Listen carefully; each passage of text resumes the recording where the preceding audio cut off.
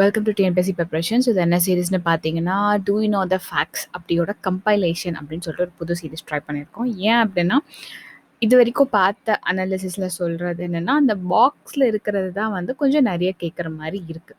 So அதனால் அந்த பாக்ஸை வந்து முடிஞ்ச அளவுக்கு கம்ப்ளீட் பண்ணுற மாதிரி ஒரு கம்பைலேஷன் வந்து போட்டிருக்கோம். ஸோ ஃபஸ்ட்டு வந்து 7th ஸ்டாண்டர்ட்லேருந்து ஆரம்பிக்கலாம். ஸோ 7th ஸ்டாண்டர்ட் ஓட டூ யூ நோ த ஃபேக்ட்ஸோட ஒரு கம்பைலேஷன் வந்து இந்த பிளேலிஸ்ட்டில் வந்து உங்களுக்கு வந்து வரும்.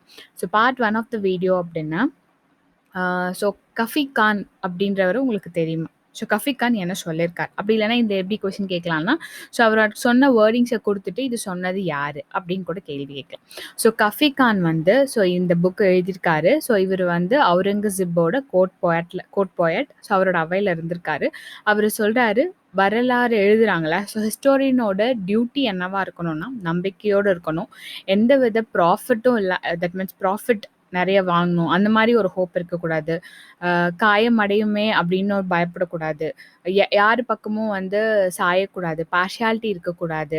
அதுக்கப்புறம் நண்பனுக்கும் ஸ்ட்ரேஞ்சருக்கும் வித்தியாசம் வந்து பார்க்கக்கூடாது. ஸோ ஒரு சின்சியாரிட்டியோடு எழுதுறவங்க தான் வந்து ஒரு ஹிஸ்டோரியனோட ஒரு டியூட்டியாக இருக்கணும் அப்படின்னு சொல்கிறது வந்து கஃபி கான்.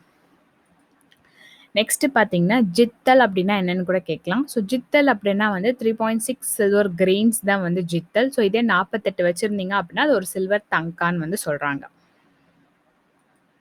நெக்ஸ்ட்டு வந்து தபாக்கத் அப்படின்ற வேர்டோட மீனிங் என்ன?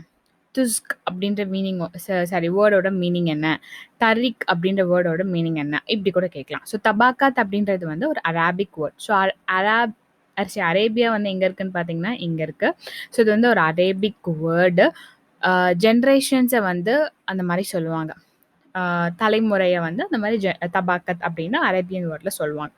ஸோ சுயசரிதை, என்னோட ஆட்டோபயோகிராஃபி, ஸோ அப்படின்றத வந்து பர்ஷியாவில் வந்து என்னென்னு சொல்லலாம்னா துசுக் அப்படின்னு சொல்லலாம். ஸோ பர்ஷியா பார்த்தீங்கன்னா இங்கே இருக்குது வந்து பர்ஷியா. ஸோ இது வந்து துசுக் அப்படின்னு சொல்லலாம்.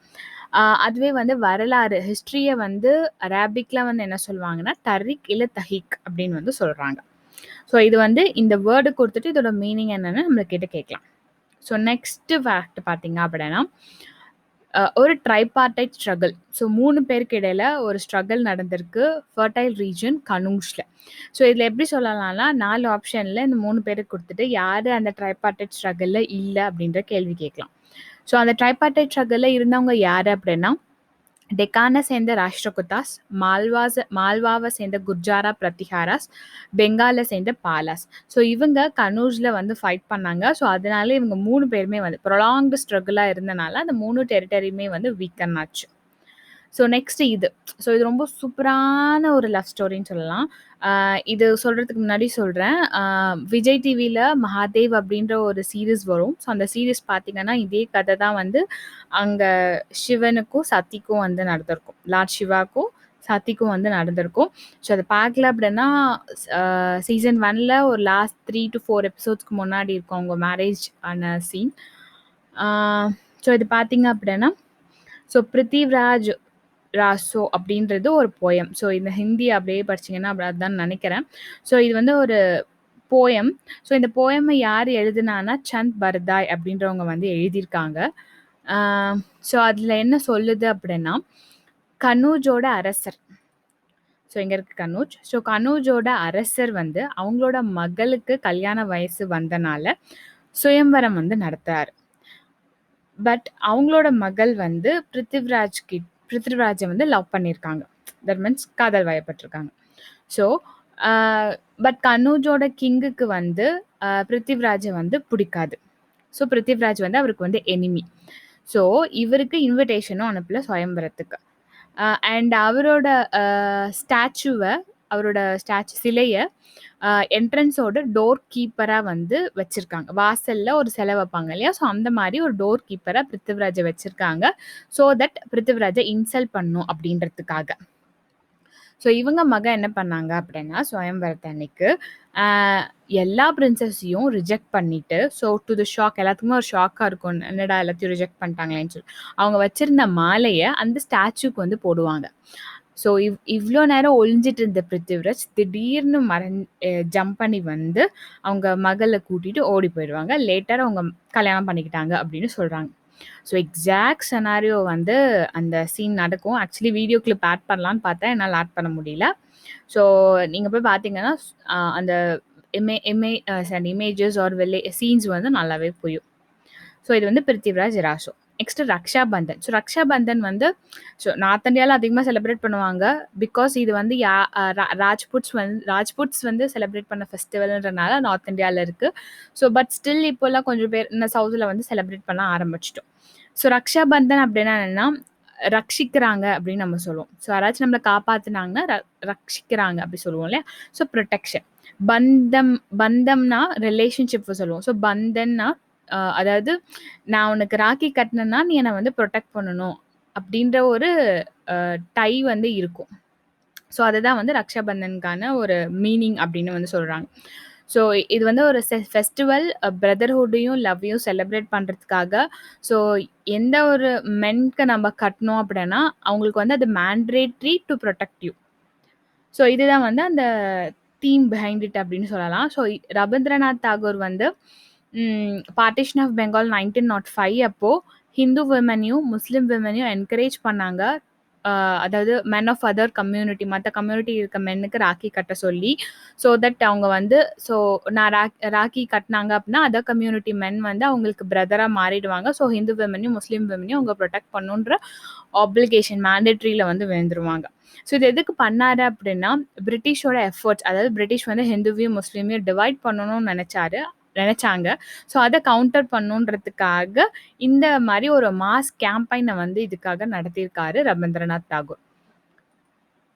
ஸோ நெக்ஸ்ட் வந்து Arab conquest of Sindh and its impact. So சிந்தை வந்து அரேபியர்கள் இன்வைட் பண்ணது. ஸோ 712 ADயில் முகமது பின் காசிம். ஸோ முகமது பின் காசிம் பார்த்தீங்கன்னா இவர். ஸோ முகமது பின் காசிம் வந்து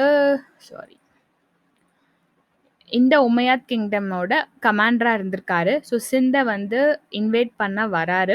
ஸோ சிந்தோட ரூலரான தஹீரை கொன்னுட்டு சிந்தோட கேபிட்டலாக இருந்த அரோரை வந்து கேப்சர் பண்ணுறாரு. ஸோ இது வந்து ரூலர் தஹீர்.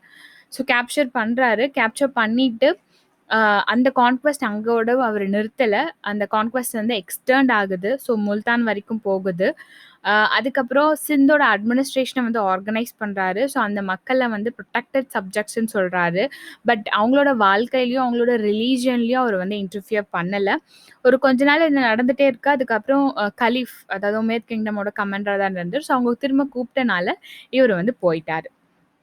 ஸோ இப்படி அரப் ஸ்காலர்ஸ் வந்து சிந்துக்கு வந்தபோது இந்தியன் லிட்ரரி ஒர்க்ஸ் ஆன தட் மீன்ஸ் இந்த ஃபீல்டு ஆஸ்ட்ரானமி, ஃபிலாசபி, மேத்தமெட்டிக்ஸ், மெடிசனில் இருந்த சான்ஸ்கிரிட் ஒர்க்ஸை வந்து அரபிக்கு வந்து கன்வெர்ட் பண்ணியிருக்காங்க, டிரான்ஸ்லேட் பண்ணியிருக்காங்க.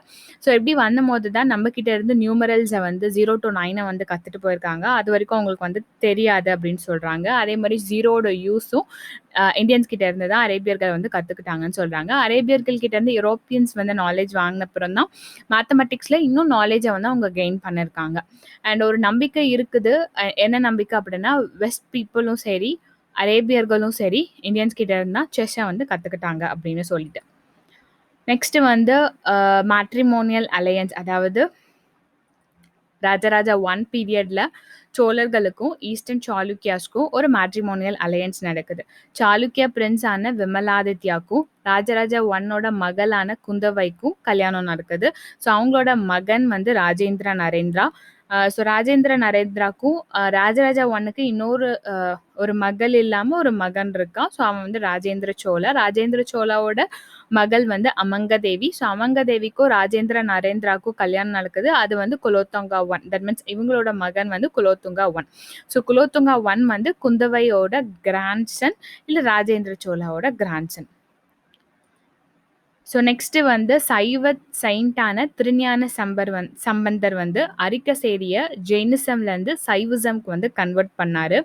ஸோ இதோட விளைவு என்ன அப்படின்னா ஒரு 8000 ஜெயின்ஸை வந்து அரிக்கசேரி வந்து இம்பால் பண்ணியிருக்காருன்னு சொல்கிறாங்க. இம்பால் அப்படின்னா இந்த மாதிரி ஒரு கூர்மையான ஆயுதத்தை கொண்டு ஓட்ட போடுறது, அதுதான் வந்து இம்பால் அப்படின்னு சொல்கிறாங்க.